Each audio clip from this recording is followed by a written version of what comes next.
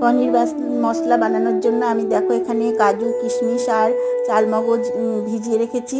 এবার কড়াতে তেল দিয়ে তার মধ্যে এলাচ লবঙ্গ দারচিনি ফোড়ন দিয়ে আদা আর বাটা লঙ্কা একটু সাঁতলে নিয়ে এর মধ্যে আমি পনিরের টুকরোগুলো দিয়ে নাড়াচাড়া করে এরপরে আমি ওই বেটে রেখেছি যে মশলাগুলো কাজু কিশমিশ আর চালমগজ ওই বাটাটা আমি এই পনিরের মধ্যে দিয়ে দিলাম। দিয়ে ভালো করে একটু নাড়াচাড়া করে তার মধ্যে একটু হলুদ সামান্য একটু হলুদ আর কাশ্মীরি লঙ্কার গুঁড়ো দিয়ে আর একটু নাড়াচাড়া করে আমি টক দই ফেটিয়ে রেখেছি তার মধ্যে দিয়ে দিলাম। টক দইটার মধ্যে দিয়ে একটু নাড়াচাড়া করে আমি এর মধ্যে গরম জল দিয়ে দেবো। গরম জল দিয়ে একটুখানি ঢাকা দিয়ে তারপরে আমি ঢাকাটা তুলে নেব। ঢাকাটা তুললেই আমার রান্না প্রায় শেষ। দেখো রান্না হয়ে এসেছে। এবার আমি গরম মশলা ঘি আর একটু মিষ্টি দিয়ে নামিয়ে নেব। এই হলো পনির মশলা।